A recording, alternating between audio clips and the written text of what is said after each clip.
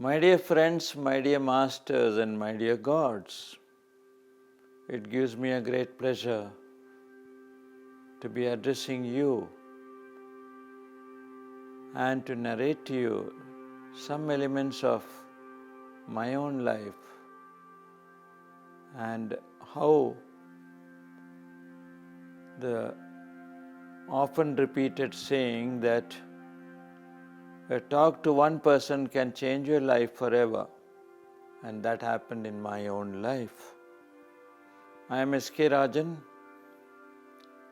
I am connected to this Pyramid Spiritual Studies movement from the year 1998. To be precise, from 5th of July 1998. 5th of July happens to be a Guru Purnima day. That is the day we respect the Guru, we pay obeisance to the Guru, and we thank the Guru for all that he has done to us and for making our life wonderful. So it was on such a day that my life took a turn for the better. In fact, as a young student, I used to have a passion, and that passion was reading books. I do not know why, but somehow philosophical books and religious books had a great attraction to me. Initially, I read the books of Swami Vivekananda, and there was a book by the name Gospel of Sri Ramakrishna. It was a fat book, almost about 1500 pages, but it had hundreds of incidents in the life of the great Ramakrishna Paramahamsa, who was the guru to Swami Vivekananda. And all this really influenced me. There is also one more thing which influenced me a lot, that is the Bhagavad Gita. Because when we were staying in Bombay, we had an opportunity, I would say a lot of opportunities to attend classes or listen to people who are religious minded, who have more knowledge about us, about life and the purpose of lives, and how we can become better citizens of this cosmos.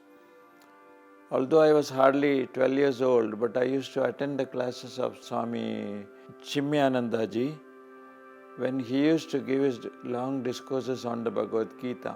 Bhagavad Gita can be a moral, it can lead us into better lives if we follow every part of it, every advice of the great Lord Krishna in the Bhagavad Gita, and especially his personal messages to Arjuna before the war was about to start. So these are all things which really influenced me in reading such books. Gradually, as I became older, I started reading books of Deepak Chopra and many life coaches like Dale Carnegie and so many others.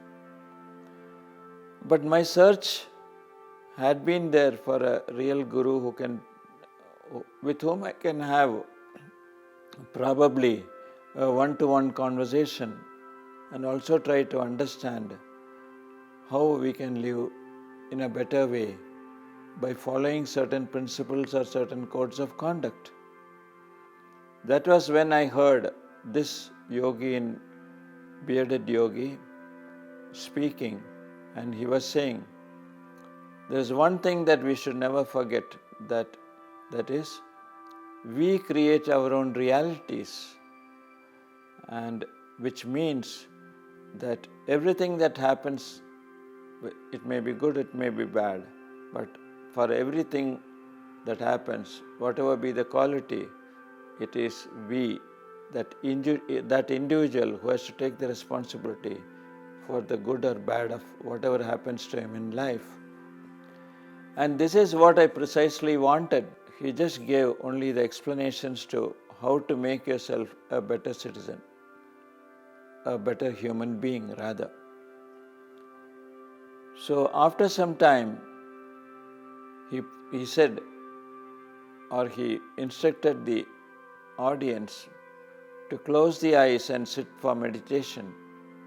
And that was the time I had my first experience in doing meditation.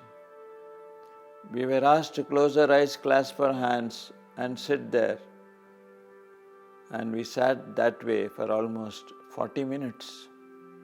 Time passed away without any knowledge of how it really happened.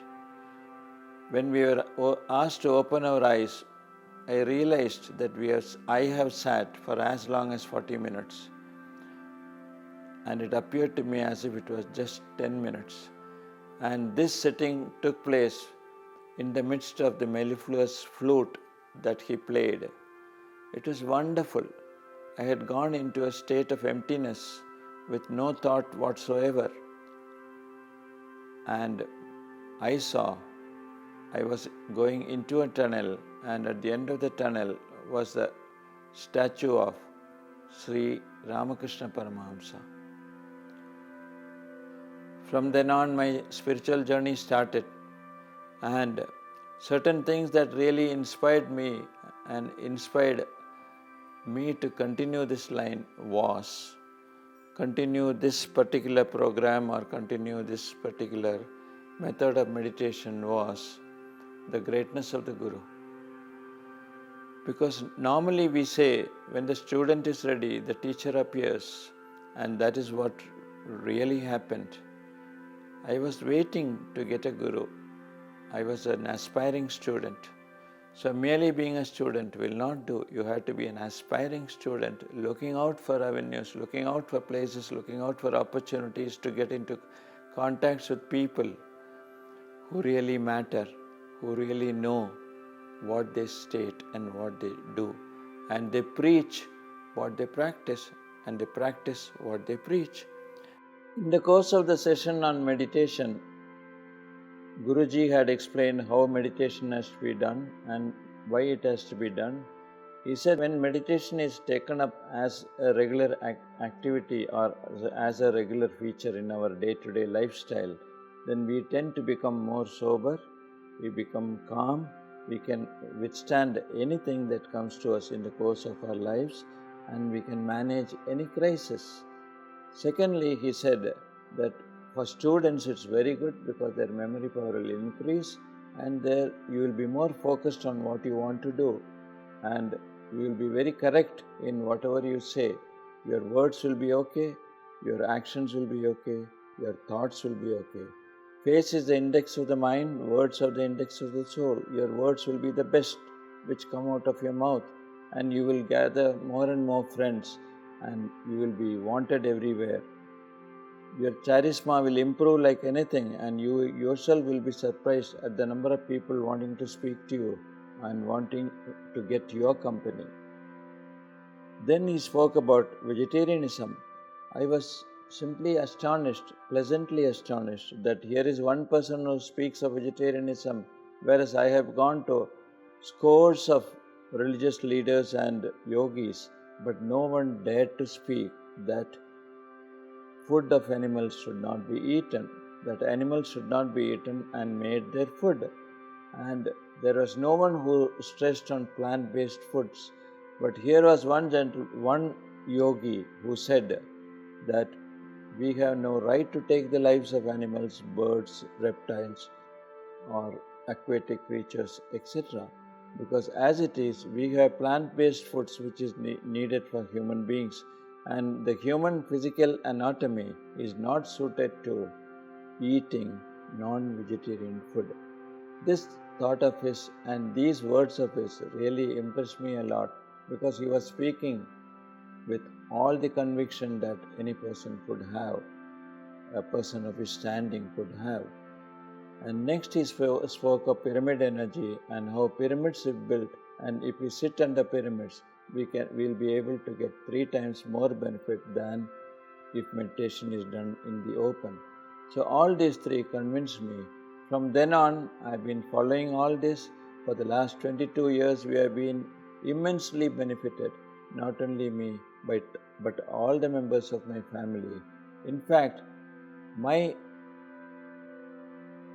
capacity to speak in public really got a boost after I came into this movement, because although I was officially conducting meetings, it gave me an additional boost to speak extempore, and that is very important. If you have to get more and more students, more and more people to understand meditation and do meditation.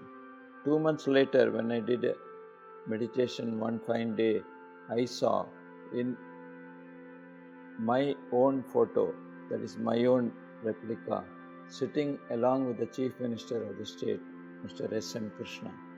I was wondering what is the connection, although we have official links with the government and the leaders in the government and the Chief Minister and people on their responsible positions. I was wondering how this could happen. But within a month or so, the person in charge of the district, the district collector, requested me to be present at a meeting where the Chief Minister was expected to be the chief guest, and it happened too.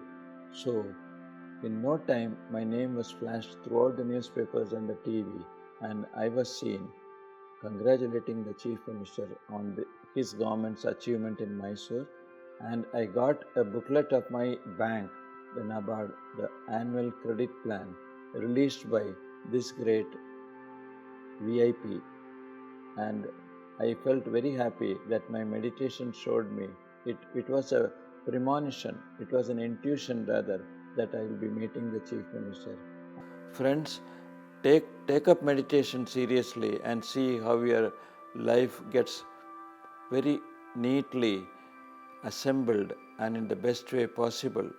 And all that you have got to do is remember the quotation, "Seek ye the kingdom of God and his righteousness first." This is the quotation of Jesus Christ. Seek ye the kingdom of God and his righteousness first, and all else will be added unto you. So all that you have to do is be righteous in your conduct, righteous in your actions, in your thoughts, etc. Take up meditation and take it as a regular menu in your day-to-day lifestyle, and do it religiously, do it continuously, do it regularly, and you will reap the benefits of meditation and be a better citizen of this great cosmos. Friends, I assure you that you will be benefited as soon as you take up to meditation and do it regularly and teach everyone. Each one teach one should be our motto. Thank you once again, friends, for giving me a patient hearing. Thank you, and thank you.